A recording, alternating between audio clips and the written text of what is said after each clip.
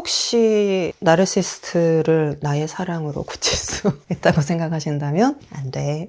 나르시스트들이 상담실에 오는 경우는 없는 것 같아요. 왜냐면 자기는 문제가 없다고 생각하기 때문에. 누가 오시냐? 나르시스트들에게 가스라이팅을 오지게 당한 피해자분들이 상담실에 오시는 경우가 훨씬 더 많죠. 안타까운 일이죠. 그래서 우리가 농담으로 합니다. 상담을 꼭 받아야 하는 사람들은 상담실에 오지 않고, 상담을 받지 않고 건강하게 살아갈 수 있는 분들이 피해자가 되어서 상담실에 온다. 안녕하세요. 인현진입니다. 오늘도 아무 상담 시작하겠습니다. 이런 사람만은 피하자. 누굴까요? 나르시스트. 저희 쪽 용어로는 자기애성 성격 장애를 가진 분들이라고 하죠. 자, 오늘은 나르시스트에 대해서 알아보도록 하겠습니다. 일단 나르시스트들의 몇 가지 특징이 있어요. 1번, 공감 능력이 굉장히 떨어져요. 타인의 고통에 대해서 같이 경청하면서 아파하거나 그거를 느끼거나 이런 능력이 현저하게 떨어지기 때문에 우리가 이런 사람들을 만나서 대화를 나누거나 우리가 어떤 상호작용을 할 때 뭔가 이해받지 못하는 기분이 들기도 하고, 또 내가 어려운 이야기를 꺼냈을 때 뭔가 좀 이야기를 하고 나서도 찝찝하다 이런 기분이 들 수가 있겠죠. 그다음에 두 번째, 타인을 대하는 이중적인 마음이 있어요. 타인을 대할 때 굉장히 이상화하거나 또는 평가절하하거나 이런 특징을 보입니다. 이상화할 때는 엄청나게 칭찬을 하다가도 갈등이 생기면 비난, 무시, 평가절하하는 태도를 보여서 정말 손바닥 뒤집듯이 이렇게 대한다고 하고 좀 놀라기도 하는데, 이 나르시스트들이 가진 특징이고요. 그럼 타인을 대할 때만 이런 이중적인 태도가 드러나냐? 타인을 그런 태도로 대한다라는 건 결국 자기 자신도 그런 태도로 보고 있다라는 뜻이겠죠. 그래서 자기가 갖고 있는 능력에 비해서 굉장히 과시하거나 엄청나게 잘난 척을 하거나 그런 모습을 보이는데요. 이 이면에는 뭐가 있냐? 엄청난 열등감이 있습니다. 이 사람들이 내면에서 열등감이 솟구칠 때 아주 쉽게 하는 행동 중에 하나가 타인을 비난하거나 무시하거나 평가절하하거나 때로는 가스라이팅도 하죠. 이런 거를 통해서 자신의 낮아진 열등감을 보상받으면서 다시 우월감을 느끼게 됩니다. 이런 현상들을 갖기 때문에 이 사람들하고 대화를 나눌 때는 구체적인 정서의 교환이 일어난다기보다는 추상적으로 이야기가 겉도는 마음이 드실 거예요. 예를 들면 내가 뭔가 이 사람을 위해서 계속 인정해주고 칭찬해주고 이런 박수부대로만 동원이 되는 듯한 느낌이 들 수도 있고요. 이 사람을 인정해주고 관심을 보여야만 그 사람이 나한테 어떤 태도를 취할 때는 되게 피곤한 관계가 될 수밖에 없죠. 또 우리가 관계를 맺을 땐 주거니 받거니 공감하고 이해하고 이렇게 정서적 소통이 돼야 되거든요. 그런데 나르시스트들하고는 정서적 소통이 자연스럽게 이루어지는 게 굉장히 힘듭니다. 결국 뭐가 남냐? 내가 정서적으로 착취당하거나 마치 에너지 드라큘라를 만난 것처럼 나의 에너지가 계속해서 그 사람한테 빨려가면서 정서적으로 엄청나게 소진된다, 이런 느낌을 받죠. 일단 이 사람들은 우리 주변에 언제 어디에서나 있다라는 것을 염두에 두셔야 됩니다. 대화를 좀 나눠보면서 감별하는 게 중요한데요. 아마 여러분 금방 느끼실 거예요. 뭔가 대화를 나누면 나눌수록 피상적이고 내 에너지가 소진이 된다라는 걸 좀 감각을 느끼셨다면, 첫 번째, 일단 피하시는 게 좋습니다. 안 만나고 내 관계망 안으로 들어오지 못하게 하고 거리를 두는 게 가장 좋은데요. 가장 안타까운 거는 이런 사람들이 나의 가족일 때, 또는 내가 친하게 지내는 그룹의 일원일 때, 또는 회사의 상사거나 동료거나 후배일 때 이렇게 어쩔 수 없이 만나게 될 수밖에 없는 상황이 있잖아요. 근데 저는 이건 좀 강하게 말씀드리고 싶어요. 굉장히 나르시스틱한 성향이 강하다, 이런 분들을 만나면 내가 그 사람 절대 고칠 수 없다라는 거 먼저 인식을 하고요. 가족인 경우에, 특히 부모님인 경우도 있거든요. 그럴 땐 여러분 독립을 준비하십시오. 안타깝게도 나르시스트들이 나의 부모님일 수도 있잖아요. 그럴 때 내가 같이 계속 살면요, 계속해서 효도라는 명목으로 물질적이든 심리적이든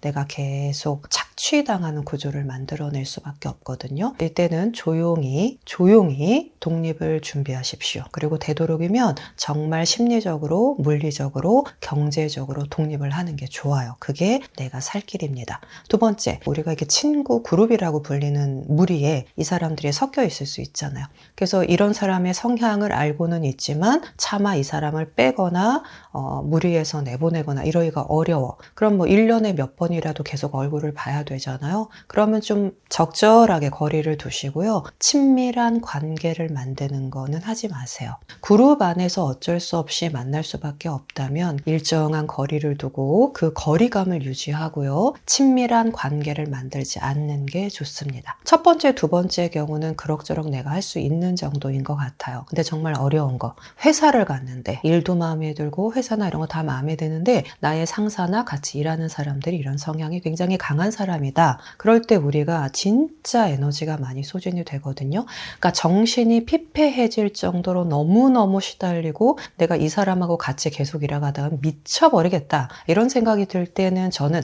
마지막의 방법으로 퇴사도 한번 고려해 보라고 권해드립니다. 그런데 우리의 생존을 책임지는 회사를 다니면서 그렇게 쉽게 이직이나 퇴사를 결정하기는 어렵잖아요. 그러면 이제 나를 지키는 방법을 찾아야죠. 자, 그런데 대부분은 내가 나르시스트 상사한테 시달리다가 정서적으로도 소진되고 마음은 피폐해지고 내가 할 수 있는 업무도 엉망진창이 되는 경우가 많거든요. 그때 내가 뭐를 붙잡고 갈 것인가? 그렇게 회사를 계속 다닐 수밖에 없다면 내가 실력이라도 좀 키우자. 이 사람이 아니라 주변 사람들이 인정할 수밖에 없도록 나의 실력을 키우는 그런 시간을 가져야 되고요. 그거를 꼭 염두에 두시고요. 또 하나는 나르시스트를 피하려고 내가 인간관계를 다 끊어버리면요. 조직 안에서 내가 믿고 의지할 수 있는 사람이 없어요. 외톨이가 되는 순간 나는 나르시스트의 밥이 될 수 있다. 가스라이팅을 많이 당할 위험이 있기 때문에 건강한 동료들을 많이 만들어 두는 게 좋습니다.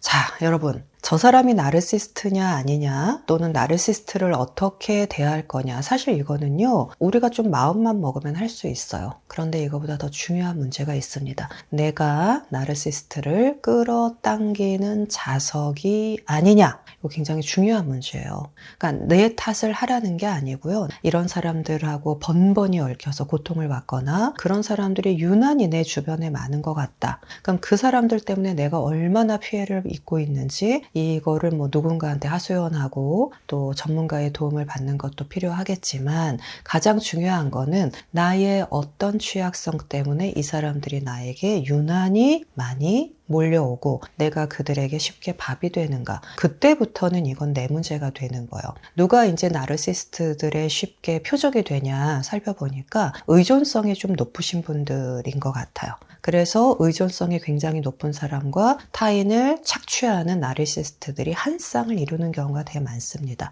내가 과도하게 누군가에 의존하거나 또는 타인이 하는 말을 귀가 얇아가지고 이렇게 쉽게 믿거나 또는 타인이 펼쳐 보이는 장밋빛 환상에 내가 무임승차하려는 그런 욕구가 있거나 기대가 있진 않았는가 이건 좀 냉정하게 바라보는 게 좋고요. 내가 고통받는 입장의 피해자 역할 그 영역에서만 머무르면서 나의 고통을 타인에게 하소연하면서 타인의 관심을 받는 나의 전략으로 쓰고 있진 않은가. 제가 사실은 이런 얘기를 하면서도 굉장히 조심스러워요. 왜냐하면 우리는 나르시스트들하고 관계를 맺고 싶어서 맺는 게 아닐 수도 있거든요. 그래서 이런 작용들은 내가 의식하지 않아도 무의식적으로 그런 기질이 발현할 수 있기 때문에 나 자신이 어떤 성향을 갖고 있고 너무 쉽게 그들에게 노출이 되는 건 아닐까 자기를 이해를 좀 하셔야 됩니다. 내가 나를 잘 모르면요 나도 모르게 나르시스트들의 표적이 되어서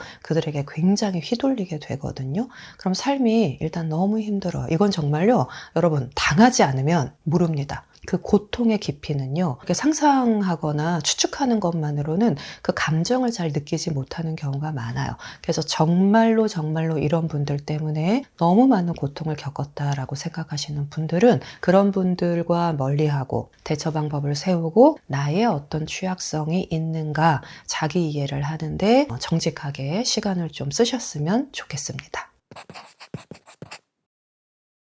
자, 제가 마지막으로 진짜 중요한 얘기 한 가지 해드릴게요. 여러분, 만약에 내가 되게 사랑하는 사람인데 나르시스트 성향이 너무 강해. 내 남자친구가, 내 여자친구가, 내 가족이. 만약에 그렇게 생각하시고 나의 헌신으로, 나의 사랑으로 저들을 바꿀 수 있지 않을까 이렇게 생각한다면 아니야. 절대 못해요. 자기의 성격과 기질은요, 내가 바꾸기 전까지 타인의 노력으로 바뀌는 경우는 거의 없습니다. 거의가 아니라 99.9%는 없다고 보셔야 돼요. 그래서 내가 혹시라도 구원자 컴플렉스가 발동해서 내가 저 사람을 어떻게 해서든지 구해주리라. 아닙니다. 네, 그런 거 기대 갖지 마시고요. 만약에 내가 그런 기대를 자신에게 갖고 있다면 나는 저 사람에게 도움이 되고 싶고 저 사람의 저런 점을 내가 좀 바꿔주고 싶고 이거는 그때부터 내 문제인 거예요. 그래서 그거는 아니다 라고 확실하게 말씀드립니다. 작가님도 만난 적 있으세요? 많죠. 근데 반성하죠. 혹시 저들이 나르시스트가 아니라 혹시 내가? 혹시 내가? 왜냐면 이제 우리 안에는 나르시스트적인 성향을 모든 사람들이 어느 정도는 다 갖고 있다고 생각을 해요. 어떻게 세련되게 인격적으로 성숙해내가냐 그 차이인 것 같아요. 저도 가끔 생각하죠. 제가 누군가한테 상처를 줬을 수도 있잖아요. 내 안에 나르 성향이 나도 모르게 발현이 되어서. 그러니까는 너만 문제냐? 나도 문제일 수 있다. 이런 생각을 갖는 거는 저는 좀 필요한 것 같아요.